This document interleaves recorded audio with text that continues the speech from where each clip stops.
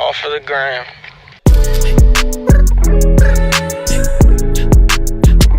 Hello friends, welcome back to my channel. Thank you so much for clicking on this video today. Today we're gonna get really real in this video. I have put off making this video since I started my YouTube channel, which was like, I don't know, 2 years ago or something like that.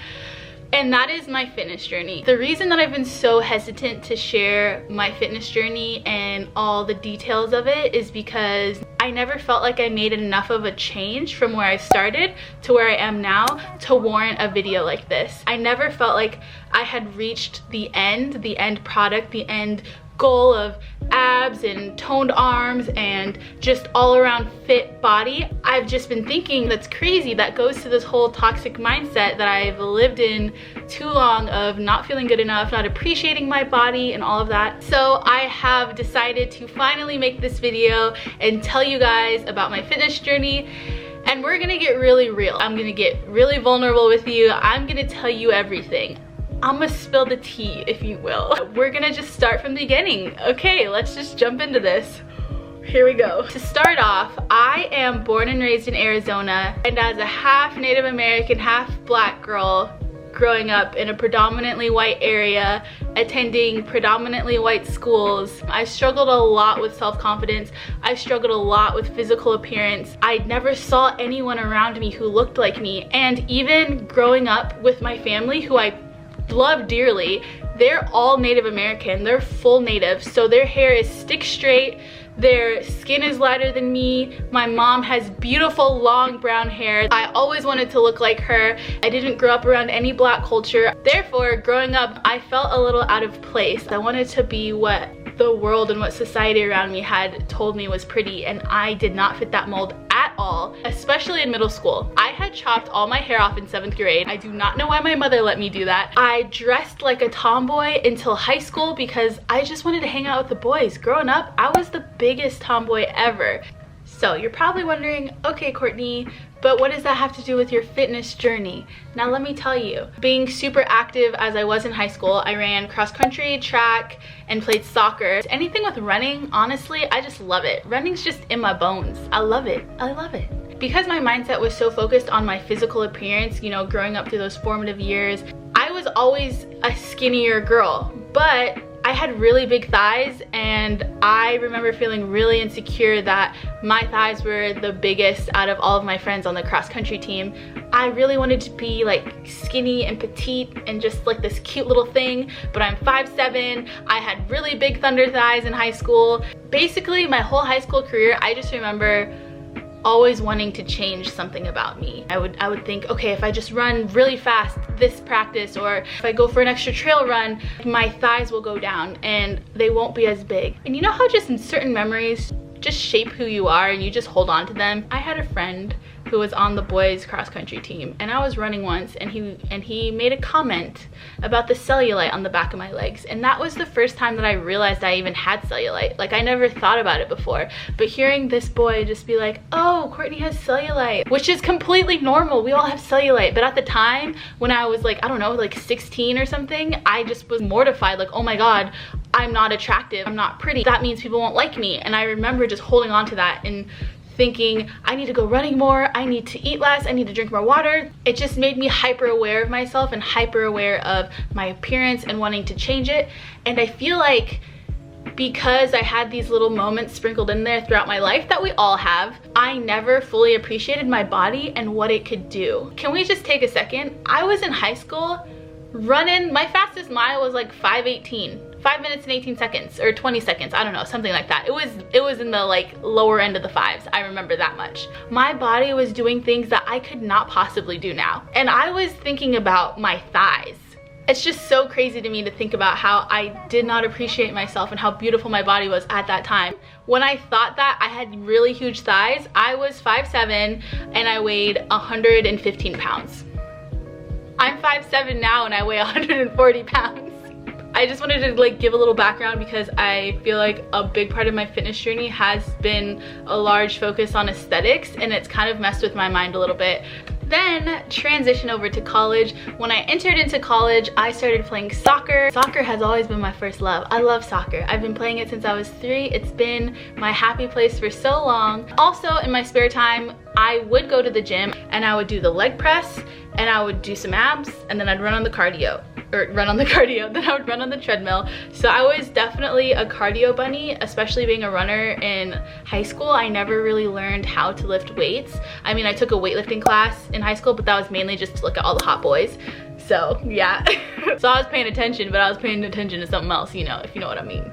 So getting into college, I would go to the gym, but I didn't really know what I was doing. I didn't even think about working my upper body. I could not do a push-up to save my life. Then I stopped soccer because just things happened in my life. I've talked about this before. My stepdad had passed away, and then I just didn't really vibe with the team anymore. It wasn't really making me that happy, and plus I was really sad from losing my stepdad and how my family was like handling that. So I quit soccer. I've been so active my entire life that I started to really miss being active in some way, and I didn't know what I wanted to do next. Out of the blue one day, I just decided that I wanted to go to the gym, but I wanted to be knowledgeable in what I was doing. I went to bodybuilding.com because I knew that website was a thing. They had these little outlines of like the human body, like a guy and a girl, and you could click on different body parts, and they pulled up all these different exercises that you could do, and they gave a demonstration video of how to do the exercise, and that's how my fitness journey really started. After that, I was going to the gym all the time. I was going to the gym every single day, and because I had never really lifted any weight before,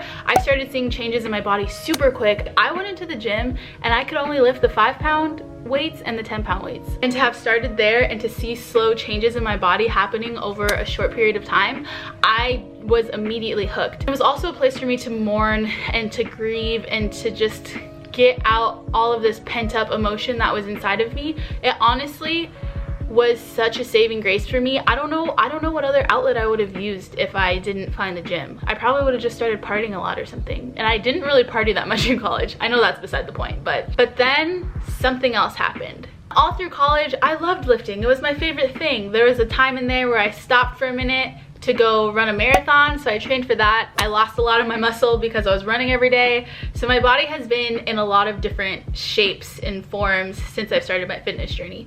Every once in a while, I'll get the running bug. I'll start running like crazy. I'll get really skinny after I've run a marathon or whatever, then I'll jump back into weightlifting. And so when I started law school, it was all stressful for all these other kind of reasons. Law school is when I kind of really got into the whole looking at other fitness influencers on Instagram, comparing myself to their bodies, and that's when it kind of got toxic for me. I would see all these girls that looked so beautiful that the muscle definition was crazy. Their butts were so big, their abs were showing, and I was like, holy cow, how have I been working out for years and I literally don't look like that? Like, what is wrong with me? And again, like the lack of diversity in the fitness industry is mind-boggling.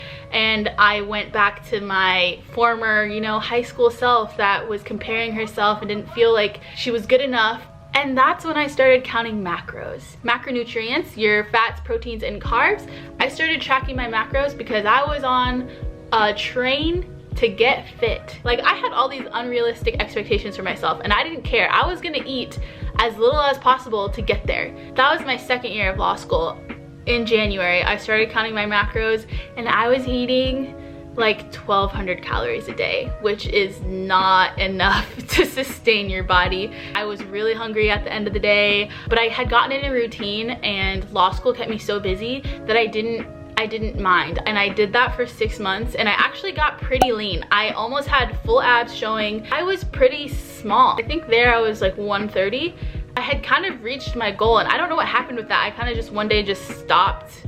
During that time also, I was being gifted packages from Gymshark monthly. They told me that they saw potential in me, that they thought that maybe I could become an athlete in the future. I just needed to grow my following a little bit, and they had a lot of helpful people in their sponsorship team, like willing to help me with my content, willing to stick by me. I honestly was shocked. I was like, oh my gosh, what, Gymshark is looking at me, what? And so I felt a little more pressure that I had put on myself. No one else put any pressure on me, but I put pressure on myself to try to fit the mold of what I had seen Gymshark athletes look like. So I was like, crap, I need to get fitter. I need to have abs that show. I need to have bigger arms. I need to change myself in some way, which is such a ridiculous notion because they had come to me in the first place and reached out to me and started gifting me things based on what I had just already looked like. But that's part of my journey also, because after about a year, they decided to stop gifting me clothes, and I was really disappointed because I love Gymshark so much. They have always been my favorite fitness brand and the most inspiring brand to me. And I'm thinking about how Ben worked at Pizza Hut and just started this whole company from his garage. Like, what? That kind of energy, that kind of chasing of your dreams, like, has always resonated with me, and I just loved Gymshark from the very beginning. When it felt like to me that they no longer believed that I had what it took to become a Gymshark athlete, it really hit me hard and hit my self-confidence hard and made me look at my physical appearance. It brought me down a little bit. I don't know, I was sad that this company that I believed in so much and that I thought believed in me didn't see it in me anymore. And I took that to heart, and I shouldn't have taken it to heart because that's just how the world works. Some things work out, some things don't work out. And then that made me look at myself in a harsher light. If I had just been better, then I wouldn't be here. Like, they wouldn't have given up. That's like when I was in high school and I ran a 5:25 mile, but I was focusing on my thighs. Like, Courtney, you're so much more than being sponsored by a brand, or you're so much more than how much weight you can lift in the gym. It's a freaking journey, and you started this journey because you felt a little lost and you needed to find something in your life that you actually enjoyed, and that's always been lifting weights for me. So, and if you can't tell by now, I've always struggled with my self-confidence. That's been a big thing for me, my physical appearance, my self-confidence. I feel like for a big chunk of my fitness journey, I've been so focused on my physical appearance. I've been going into the gym with the mindset of getting myself better physically, but not for me, for everyone else. So I would fit in, so I would be accepted, so I would fit with this brand, so I would fit in with this group, so I would be less of me. I feel like the last year and a half, I've turned that around and I've stopped being so freaking hard on myself, because I am my own worst enemy. I'm so hard on myself. I go to the gym for me. I go there for me. I honestly, truly love being in the gym. It's my favorite place. Not being able to go to the gym right now because of the quarantine is killing me. It's my happy place. It's where I calm my mind down. So to have this realization that I had been putting all this pressure on me to be, I don't even know, to be someone else. I just want to be happy. So here we are now, years into my fitness journey. Do I have the most muscle I've ever had in this journey? No. Are my abs popping out? No, they're not. Are my thighs super skinny like I wanted them in the beginning? Heck no, and they're never gonna be. I've just reset my whole mind, and I've realized that the gym is a place that I go to for me. It's for me, it's not for anyone else. And my goals in the gym are to just move things with my body and to feel my strength and to appreciate what I can do. Now I can do pull-ups, now I can do push-ups. I couldn't do those when I first started my fitness journey. I've improved in every way possible. So why am I only focusing on physical appearance? It's not all about that. It's not all about that, sweetie. It's about more than that. It's about your happiness. That's basically my mindset. That's where I've gotten to. That's why I decided to make this video, honestly. I realized what had been stopping me from making this video was my own dang self.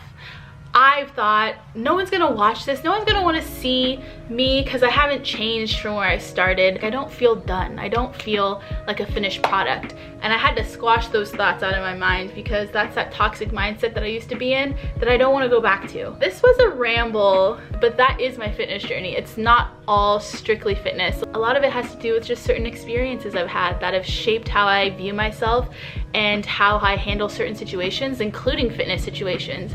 That's it. That's the tea.